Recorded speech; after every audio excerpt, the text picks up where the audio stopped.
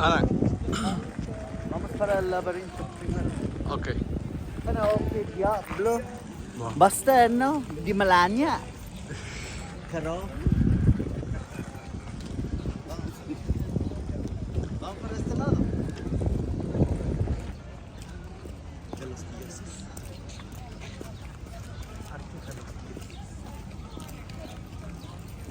Cuidado.